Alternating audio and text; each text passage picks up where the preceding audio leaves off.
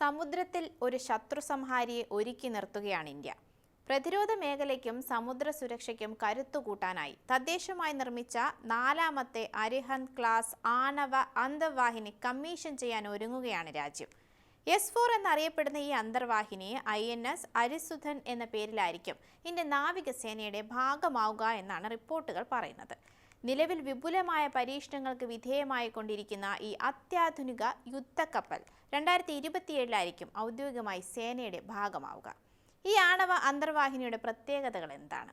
പ്രതിരോധ രംഗത്ത് ഇന്ത്യയുടെ ഭാവി പരിപാടികൾ എന്തെല്ലാമാണ്?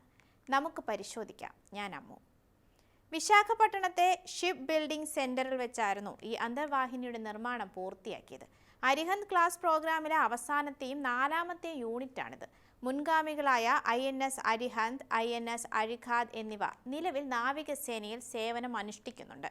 3ാമത്തെ അന്തർവാഹിനിയായ INS അരിധമൻ അതിന്റെ പരീക്ഷണങ്ങൾ പൂർത്തിയാക്കി കമ്മീഷൻ ചെയ്യപ്പെടാനിരിക്കെയാണ് 4ാമന്റെ വാർത്തയും പുറത്തു വരുന്നതും. അരിഹന്ത് ക്ലാസ് അന്തർവാഹിനികളിൽ വെച്ച് ഏറ്റവും കൂടുതൽ തദ്ദേശീയ സാങ്കേതിക വിദ്യകളും സാമഗ്രികളും ഉപയോഗിച്ചിരിക്കുന്നത് അരിസുധനിലാണ് എന്നതാണ് പ്രധാന പ്രത്യേകത. ഏകദേശം 80% എന്നാണ് കണക്കുകൾ സൂചിപ്പിക്കുന്നത്. ഇത് ഇന്ത്യയുടെ പ്രതിരോധ സ്വയം പര്യാപ്തതയുടെ വലിയൊരു തെളിവാണെന്നതാണ് ഇതിന്റെ മേന്മ വർദ്ധിപ്പിക്കുന്നത്. ഈ ക്ലാസ്സിലെ ആദ്യ കപ്പലായ INS അരിഹന്തിനേക്കാൾ വലിയ രൂപകൽപ്പനയാണ് ഇതിനുള്ളത്. ഏകദേശം 7000 ടൺ ഭാരമുള്ള ഇതിലേക്ക് 10 മീറ്ററോളം വരുന്ന അധിക ഹൾ കൂട്ടിച്ചേർത്തിട്ടുണ്ട്. മുൻഗാമികളെക്കാൾ ഇരട്ടി മിസൈൽ വിക്ഷേപണ ശേഷിയാണ് അരിസുധനിലുള്ളത്. മിസൈലുകൾ വിക്ഷേപിക്കുന്നതിനായി 8 വെർട്ടിക്കൽ ലോഞ്ച് ട്യൂബുകളാണ് ഇതിൽ സജ്ജീകരിച്ചിരിക്കുന്നത്. ഏകദേശം 3500 കിലോമീറ്റർ പരിധിയുള്ള 8 K4 സബ്മറൈൻ ലോഞ്ച്ഡ് ബലിസ്റ്റിക് മിസൈലുകൾ വഹിക്കാൻ ഇതിന് ശേഷിയുമുണ്ട്. ആദ്യ കപ്പലായ അരിഹന്തിന് 750 കിലോമീറ്റർ പരിധിയിലുള്ള K-15 മിസൈലുകൾ മാത്രമാണ് വഹിക്കാൻ കഴിഞ്ഞിരുന്നത്. ആണവ റിയാക്ടർ ഉപയോഗിച്ച് പ്രവർത്തിക്കുന്നതിനാൽ ഈ അന്തർവാഹിനികൾക്ക് ദീർഘകാലം വെള്ളത്തിനടിയിൽ തുടരാൻ സാധിക്കുമെന്നത് മറ്റൊരു ഗുണമാണ്. ഇന്ത്യയുടെ തന്ത്രപ്രധാനമായ ന്യൂക്ലിയർ ട്രയാഡ്, അതായത് കര, വ്യോമ, സമുദ്രമാർഗങ്ങളിലൂടെയുള്ള ആണവ പ്രഹരശേഷി പൂർണ്ണ സജ്ജമാക്കുന്നതിലും ഇൻഡോ പസഫിക് മേഖലയിലെ പ്രതിരോധ ശേഷി ശക്തമാക്കുന്നതിലും INS അരിസുധന്റെ വരവ് നിർണായക പങ്കുവഹിക്കുമെന്നതാണ് ഇവിടെ പ്രധാനം. ഇവയോടൊപ്പം തന്നെ റഷ്യയിൽ നിന്ന് ചക്ര എന്ന ആണവ അന്തർവാഹിനി സ്വന്തമാക്കാനുള്ള നീക്കങ്ങളും ജർമ്മനിയുമായി ചേർന്ന് 6 ഡീസൽ ഇലക്ട്രിക് അന്തർവാഹിനികൾ നിർമ്മിക്കാനുള്ള ചർച്ചകളും ഇന്ത്യ നടത്തുന്നുണ്ട് എന്ന വാർത്തകളും ഇതിനൊപ്പം തന്നെ എത്തുന്നുമുണ്ട്. എന്നാൽ കടലിൽ മാത്രമല്ല, അങ്ങ് ആകാശത്തും രാജ്യം പിടിമുറുക്കുകയാണ്.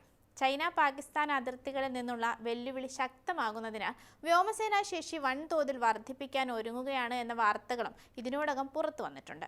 ഫ്രാൻസിൽ നിന്ന് 114 അത്യാധുനിക റഫാൽ യുദ്ധവിമാനങ്ങൾ കൂടി വാങ്ങാനുള്ള നിർണായകമായ ഔദ്യോഗിക അപേക്ഷ ഇന്ത്യ അന്തിമമാക്കിയിരിക്കുകയാണ്. അടുത്ത ഏതാനും ആഴ്ചകൾക്കുള്ളിൽ ഈ രേഖ ഫ്രാൻസിന് കൈമാറുമെന്നാണ് റിപ്പോർട്ടുകൾ.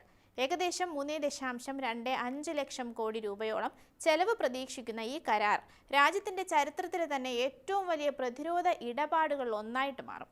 അടുത്ത മാസം ആദ്യം വ്യോമസേനാ മേധാവി air chief marshal AP Singh France സന്ദർശിക്കുന്നുണ്ട്. തുടർന്ന് ജൂൺ അവസാനത്തോടെ പ്രധാനമന്ത്രി നരേന്ദ്രമോദിയും ഫ്രാൻസിലെത്തും. വാണിജ്യ ചർച്ചകൾ പൂർത്തിയാക്കി ഈ വർഷം അവസാനത്തോടെ വിമാനങ്ങൾക്കായുള്ള കരാർ ഒപ്പിടാനാണ് സർക്കാരിന്റെ പ്രധാന ലക്ഷ്യം.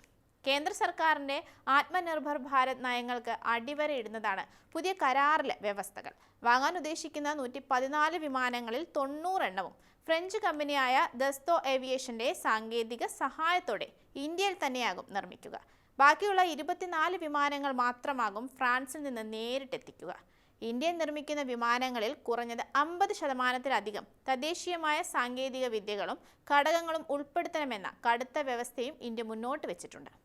ഇന്ത്യൻ നിർമ്മിത ആയുധങ്ങളായ അസ്ത്ര, ബ്രഹ്മോസ് NG എന്നിവ ഈ വിമാനങ്ങളിൽ ഘടിപ്പിക്കാൻ ഇന്ത്യ ലക്ഷ്യമിടുന്നുമുണ്ട്. എന്തായാലും ഈ കരാർ പ്രാബല്യത്തിലായാൽ രാജ്യത്തെ പ്രതിരോധ നിർമ്മാണ മേഖലയ്ക്കും സ്വകാര്യ പങ്കാളികൾക്കും വൻ തൊഴിലവസരങ്ങളും സാങ്കേതിക വളർച്ചയും സമ്മാനിക്കും. ഇത് രാജ്യത്തിന്റെ പ്രതിരോധ വളർച്ചയ്ക്ക് ഒരു പൊൻതൂവൽ തന്നെയാണ്.